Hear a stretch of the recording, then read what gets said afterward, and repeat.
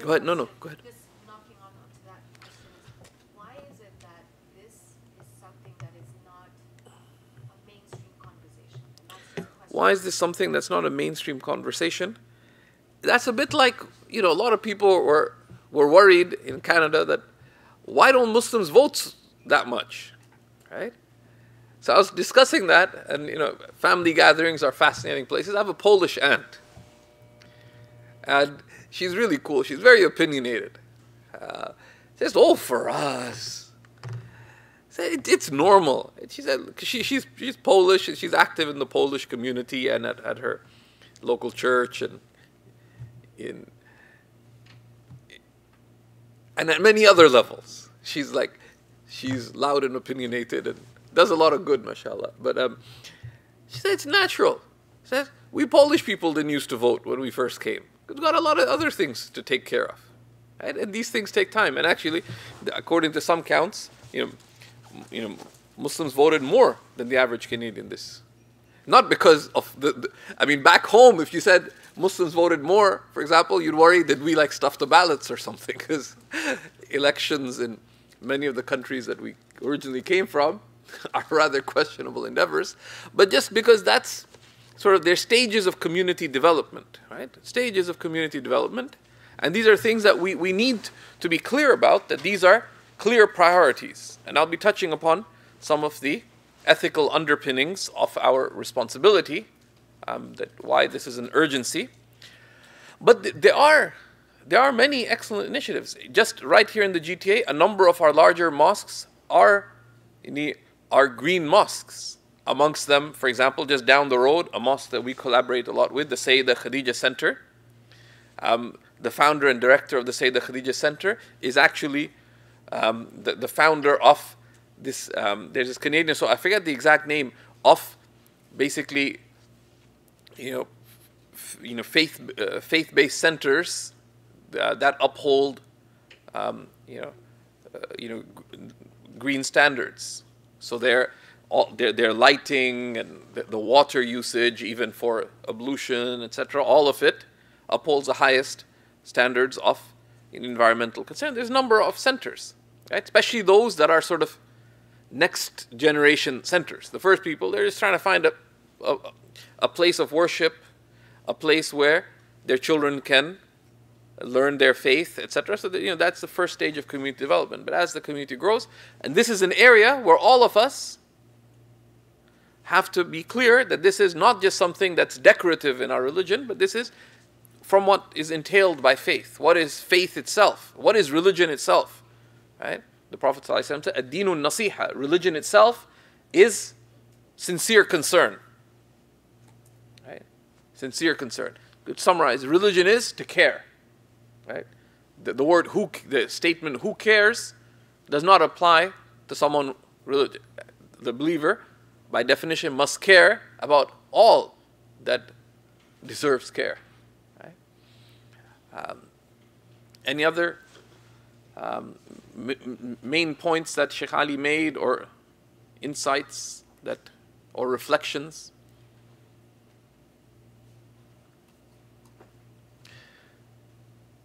I think are you stretching, or? That's okay. Stretch away. Okay, there's another comment from here. Yeah, go ahead. So he mentioned the verse of the Quran that links sin and pollution of physical pollution on earth as a means of warning mankind about hereafter. Yeah. So there's a relationship between sins and harm, because sins arise from heedlessness, from lack of concern, right? And the same impulse that results in sinful behavior, the underlying sin is heedlessness or lack of concern. And the same, it is our heedless. A lot of harm happens through heedlessness. Right? A lot of harm happens through, it's very often not even deliberate. Right? So, for example, I don't know what water usage statistics are now, but because taps and so on generally have gotten better, but still, when I was in high school, I used to be involved in Friends of the Earth Spain, of all places, and They say like a 5-minute washing up in the morning can just with the tap running could easily take 80 liters of water. Right? So it's ridiculous, right? A 5 to 8 minute shower can easily takes over 100, or depending on if you don't have an efficient shower, 150 plus liters, depending on the types of shower. There's a high degree of variance. But all these things, it's out of heedlessness, right? If you have a dripping tap, how much water will you have wasted? Right? But who cares? It's like from heedlessness, from lack of concern, let alone something that is beyond that.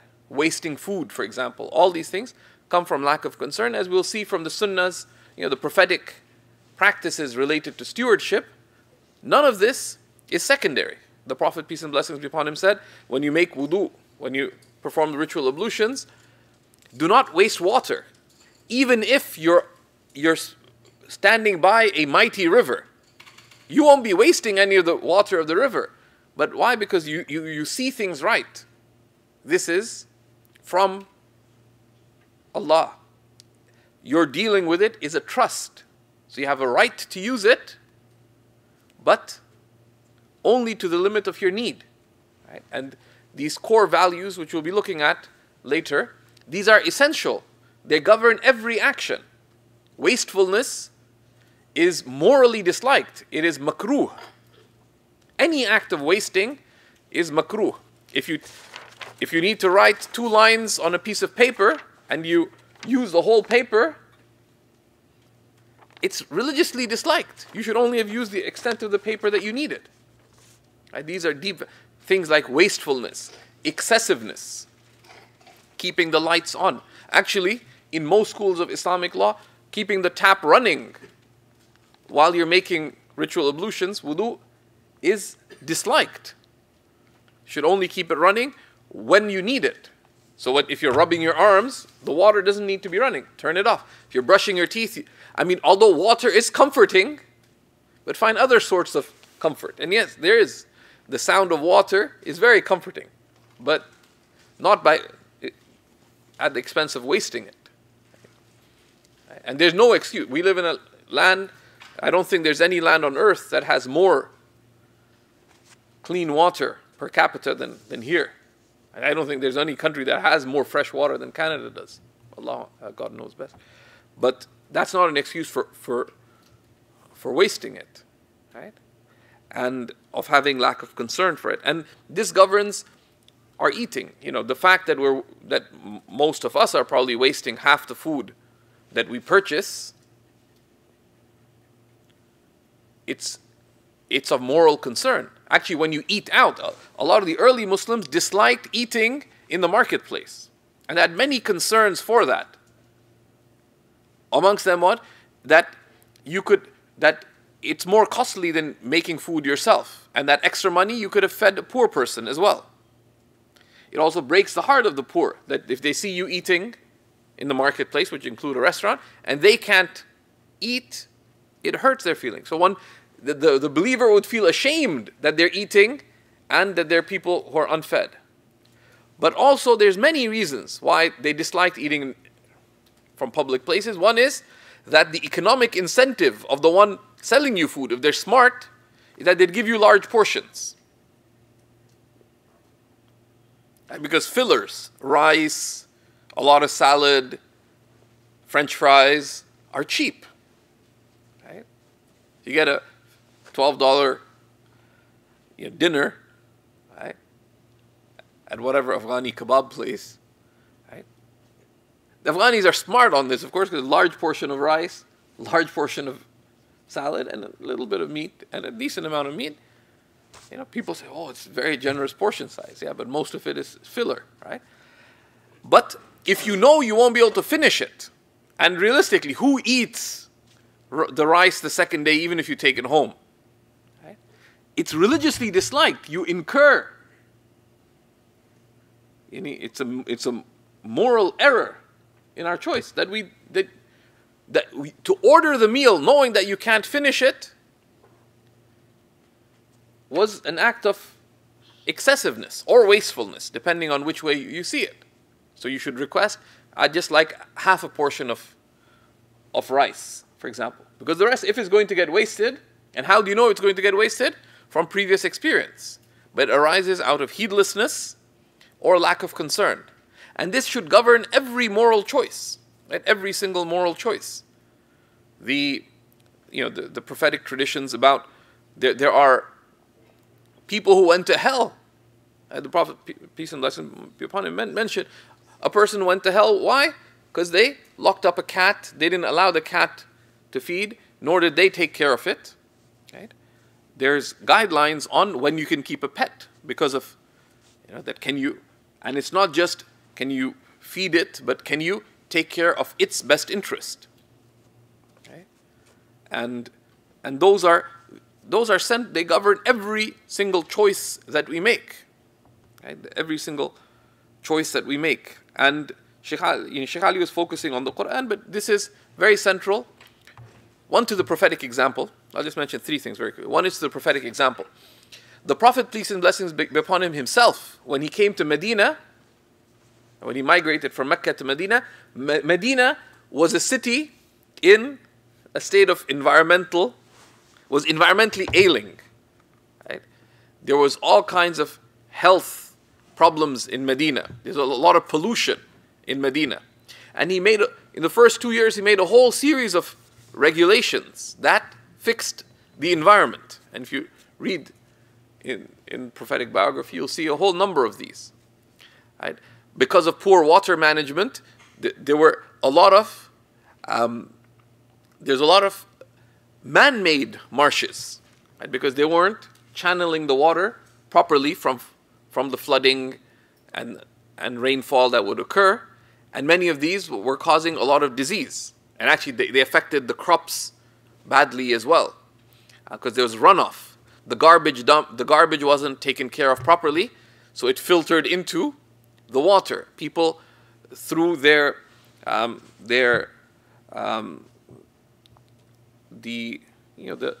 refuse from their homes, right? From the sewage from their toilets in all kinds of strange ways, which polluted the land. They had bad personal hygiene habits, which is actually still a challenge in some countries, right? Where people urinated by trees, etc., and then no one would eat from those trees, but it would seep into the water systems, and it's a problem in a number of countries still. And there's all kind of guidelines on water management and keeping water flowing, of preserving the purity of water, etc., which practically in his community in Medina restored environmental cleanliness to the water. Some of this was actually affecting animals, right? Naturally, because the water is polluted, it will be affecting animals just as it's affecting human beings. And a whole number of other related policies, from which in Islamic law there's a whole fiqh of water management, right? Amongst which is things related to the pollution of water that and likewise of plant. There's incredible emphasis in prophetic teachings of planting trees, right? And preserving the greenery of cities, from which part of the Prophet, peace and blessings be upon him, said, if you're planting a tree sapling and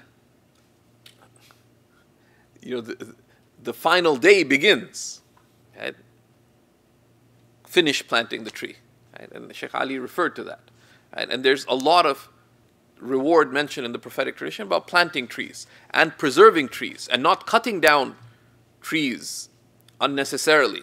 Like it's not just not kind of bad thing to do, it's considered religiously disliked. Destroying a tree is considered from gross wastefulness. It's sinful for you just to go, you buy a home and you just pluck out the trees and throw them for no reason. I mean, they could be legitimate reasons, but just, I want to bulldoze a couple of trees just for the sake of it.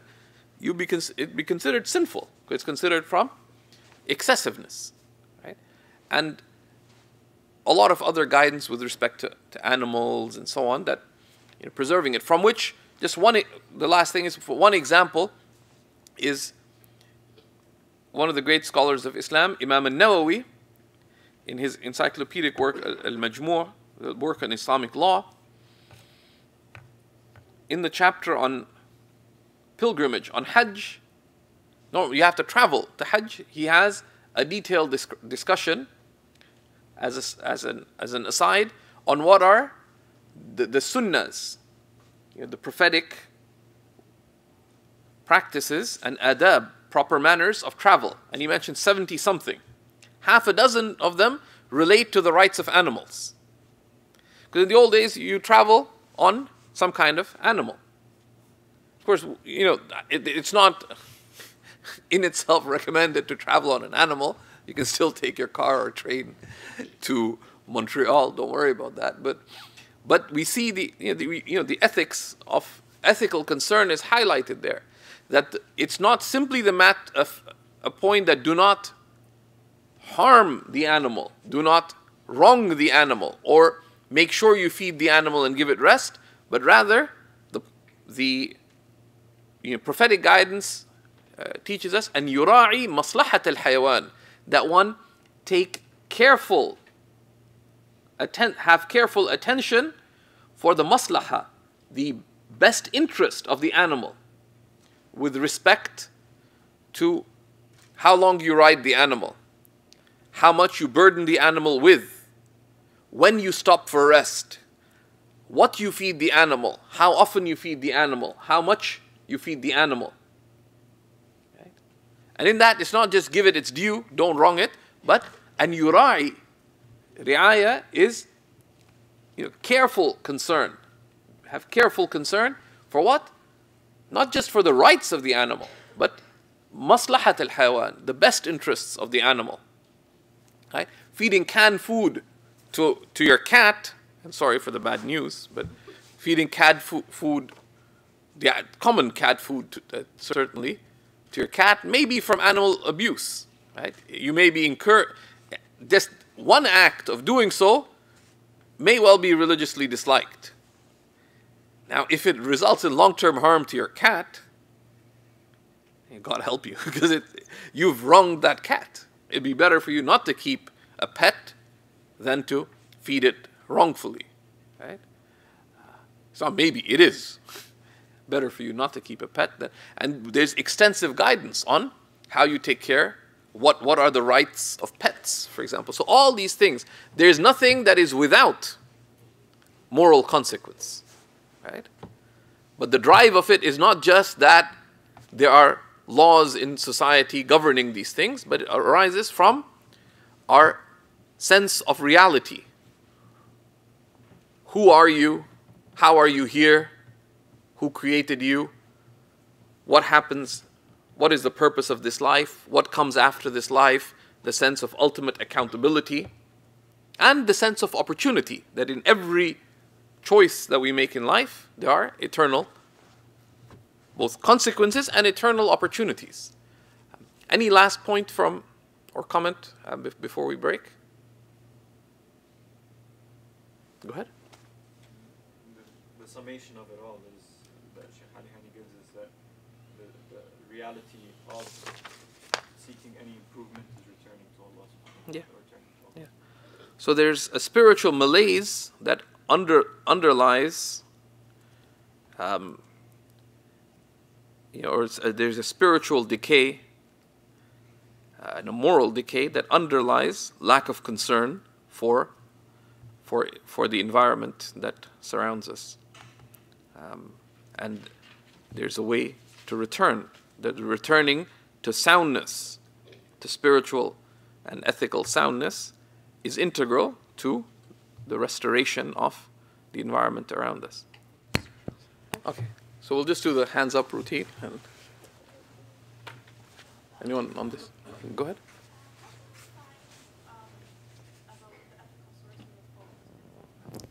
How can one find out about the ethical sourcing of phones?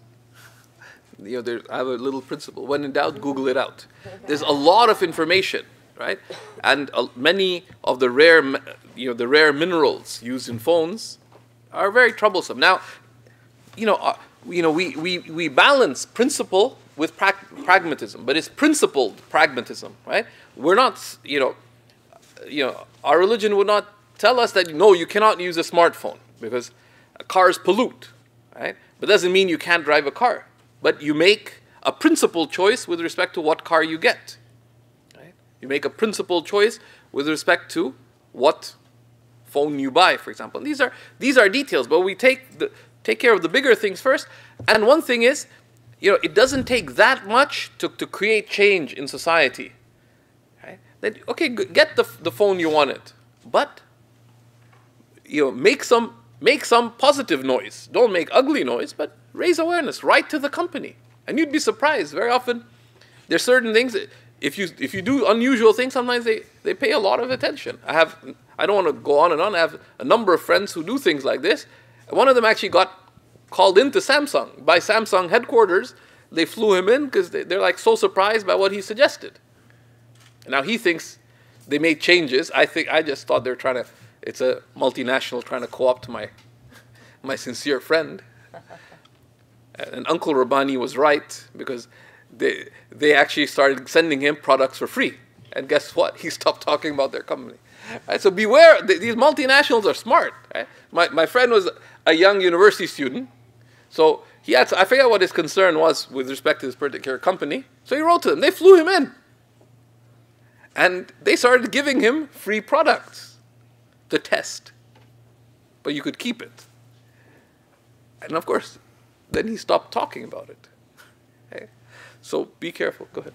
So I'd also say if you do anything, so there's an international, there's ethical consumers unions out there.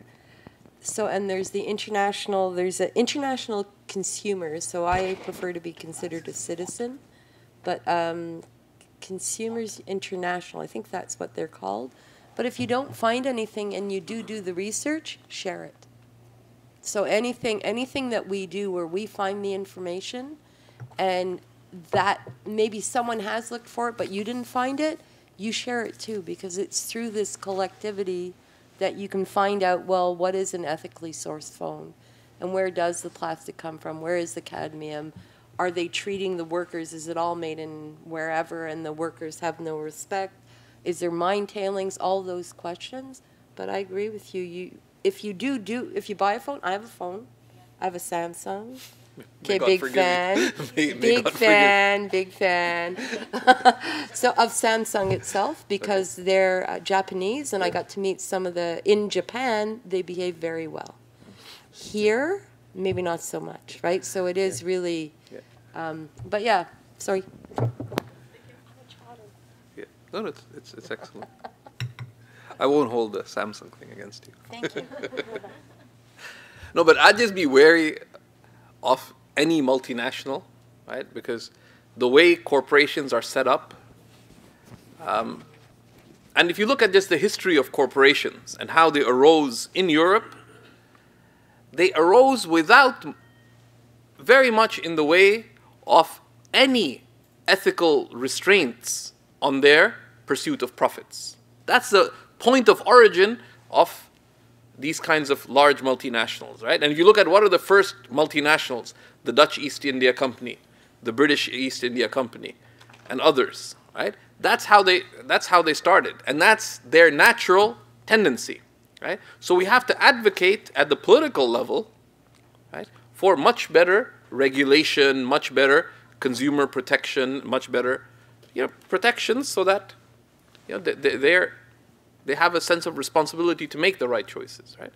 And we can't say, well, I can't do anything about it. We have to see what we can do. We are responsible to that extent. So we also, the corporations have the rights as an individual, but they don't go through the same life cycle as we do. They live forever. They don't go through, even in nature, you have decay and panarchy and rebirth. Corporations were given our rights without any of our baggage, I guess, from our life expectancy. So that's caused a lot of consternation and problems. there are type B corporations out there, and I know a couple of people who are starting them. So they're more the corporation itself. I can't think of anyone who's a big multinational, but the benefits, the fiscal benefits arising out of the profit are given back into the corporation. Not for the profit of the individual owners, but it's more to sustain and make the work better. So it's a different methodology that might get us out of our mess in the long term. Maybe not, but at least it's better. So ethically sourced things, like maybe that's one thing, start a ethically sourced phone campaign. And stop upgrading your phones. Right? I'll be the first guilty party for that. I'll admit to that. But usually it's triggered by, actually that's a long story. Okay, next question. Go ahead. For Leslie, could you comment on if people are thinking about attending the upcoming environmental conference in Hawaii? IUCN? Pardon me? The IUCN conference? Yeah, the one in September. Yeah, Apart from a great excuse to get to Hawaii for the first time. But I took a quick look online. It just seemed really sort of at 30,000 feet, and if you're not a policy wonk, you don't really belong there. So could you maybe speak to that? Love to. So that's the World Conservation Union annual general meeting in Hawaii. I think it's 10 days long. Cost-wise, really reasonable. From a participant fee perspective, I think it's 500 or 350 if you're a member of IUCN. I think it's 290 or 190 if you're a student. Always benefits of youth. So it's what you make it, right? So you go to these events and there'll be, I don't know what the expected attendance is. The biggest event I've been at, there was 75,000 people there for 2 weeks. I was at the World Summit on Sustainable Development in South Africa. And you walked in not knowing a thing or going, what could I contribute? You can. So you, the meetings are set up where there's usually a formal treaty or formal text negotiation, but there's all sorts of other events going on at the same time. Side events, focused events on protected areas or whatever it might be. So if you're thinking of going and you go with an open mind and care about conservation and are engaged in that, IUCN, I would love to have IUCN Canada. We have the Canadian Commission for IUCN, but IUCN is a wonderful organization with wonderful science, and if you love this stuff, it's a bunch of people. You spend that whole time with people you don't know, but you have it's common community. It's kind of, everyone's there because they care. Not everyone. Some people are trying to fiddle, but most of the people you spend your time with are there because they want to do the right thing. So the other one, I'll put a plug in. The Convention on Biodiversity holds a conference of the parties every 2 years. Our COP, Conference of the Parties, will be in Mexico in December. It's the closest it's ever going to be to Canada without it being in Canada. The one before was in Korea. Before that, we were in India. Before that, we were in Japan. And the COP for me, Mexico's a hotspot. A lot of biodiversity in Mexico. Great ways they're treating it. They are really, I love Mexico as a country. Still corruption, those things are there, but when you look at the policy and the understanding, their economy in transition. But I'll go with you to Mexico. If you're going to go, I'm thinking about going. Hawaii or Mexico? Well, I'm going to go to Mexico for sure, but I was looking at Hawaii just like the last couple of days going, maybe I should, can I do that? Actually do that this year. But if you do go, I would go. If you're wanting to go, I would encourage everyone. I tell everyone to go to an international meeting, and then you're going to figure out if you like this stuff or not, even if you're not into the policy stuff. But it's a blast. Meet a lot of people, good connections, all of it. Thank you. I mean, there's, and one part of that is that many of these kinds of endeavors seem very difficult. You just look at it, well, what can I do? Very little, right? On your own. But it's come in prophetic tradition that yadullahi ma'al jama'ah, right? That God's hand is with the group, right? That the group or community is mercy, right? And going it alone is torment. If you just try to do, okay, what can I do on my own for all this? Seems so overwhelming. But in any area of concern, if you look around, there are others who share that concern. And it is a moral duty to reach out and to have these partnerships of concern in these matters. And just till I returned in 2007, I was in Syria and in Jordan and traveled elsewhere. And you find in so many unlikely places, there are people who are so deeply concerned about these matters. I spent some of the most difficult months of my life in just visiting in Pakistan. And even there, people in rural areas, they get, sometimes we think, we think of people, in difficult economic circumstances somehow as if they're without moral or economic or political agency, right? It's very, it's a very negative way of looking at people. But they're shocked that what's happening to our way of life, etc. And they have a far more balanced and beautiful way of dealing with the environment around them. But multinationals come in, etc. So there's many people who are engaged in all kinds of different matters. But how do you find out about those? There are so many different groups that are involved in it. One thing that I just caution about, that we live in an age of hyper-individualism, that everyone wants to do something. So you get a flash of concern, so you set up your own website, and you're going to start blogging about it. And you set up super green Muslim woman, SGMW, right? And you make your own T-shirts and so on. Help me raise $2,000 to do this, right? It's much better at every level to get involved with existing projects than to do something on your own. Even spiritually, it is closer to humility. It's closer to being sustainable, right? To get involved with existing projects, right? And it's not easy to deal with people.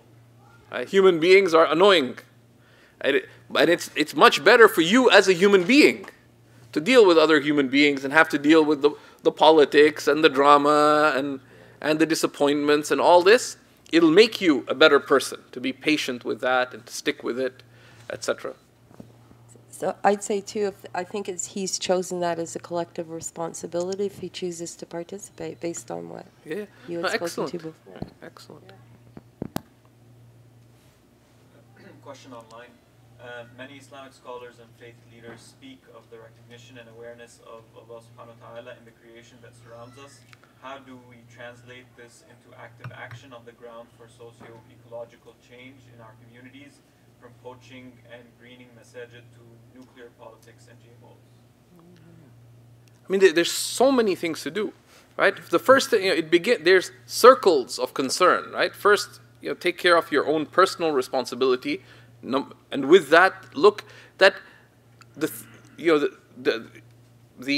things that you're involved with, right, make them better, and make them better. We do some awkward things, like we don't use disposable dishes or cutlery here at the hub, for example, right? And it can be a bit challenging because there are people who have to wash it. Well, we have a dishwasher, but still, there's a lot of dishwashing going on. But that's certainly better than using disposable things, right? And all those choices. But it really one thing, and I advocate this a lot, but you need to do some time accounting. You have 168 hours in the week. Okay? Just as to be able to have spiritual space, to turn to God, you also to be someone who embodies mercy to creation, right? You have to look at how are you spending the 168 hours of your week. Regardless of how busy you are with work, with this, we all have a lot of fluff time in our time, right? So just do some accounting. Look at your week schedule. How do you spend your time? And what are the big time drains? And the Prophet, peace and blessings upon him, said, from the excellence of a person's submission, from the excellence of a person's Islam is to leave all that does not concern them. And what is it that does not concern you? All that is not a source of benefit and good for yourself or others in your life. Just, if you cut it out, you'll find that there's a lot of time. Right? And then make willful choices. Say, no, I choose to watch this. But say, consider that. It's a deliberate choice. You don't have to do anything, honestly. You don't even have to eat. You know, rationally, every single act is a willful choice. So do some accounting. And one of the practical guidelines for choosing, in terms of, there's principles of Islamic ethics, is that divide the things that you do in life into necessities, needs, and wants. Right? But necessities are only those things that the preservation of life and limb depends upon. Those are necessities. So you don't have to do pretty much anything. And then there's needs, things of clear benefit, without which life would be difficult. Okay? Okay? Or there'd be clear harm. And then there's wants. A lot of things.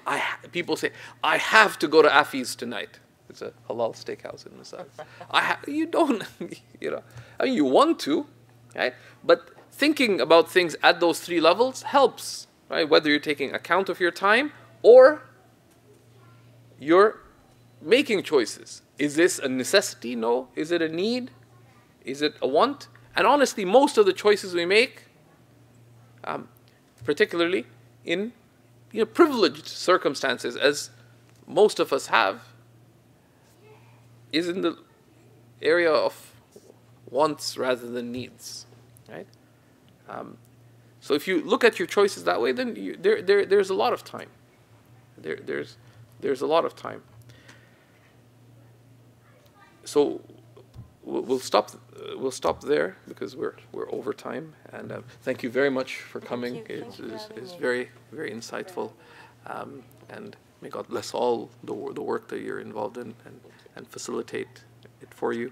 And Jazakallah khair to Ustadh Amjad. He's a Muslim chaplain at the University of Toronto and does some excellent counseling work. And barakallahu fikum. May Allah bless each of you and your families. And really, reflect on the choices you make. One of the coolest things I heard about choices, there's a Muslim comedian, he's American. It's called Preacher Moss, and African American, and he grew up in very difficult circumstances. So he said one day he was walking in one of the American inner cities, which are sad and depressing places. I travel a lot to the U.S. I used to travel a lot to the U.S. till they got fed up of me and banned me from entering. And there's a homeless man standing on the street, said, give me $1 and I'll tell you the meaning of life. I said, that's a good deal. He said, gave him $1, and the man was probably on some kind of non-nutritional inputs. He stared at him and said, choices. And he walked away. So Preach said, I want to say, yo, I need a refund. But said then he thought about it. That's what it all is. It's a series of choices, right? So may we make the right choices. Alhamdulillah.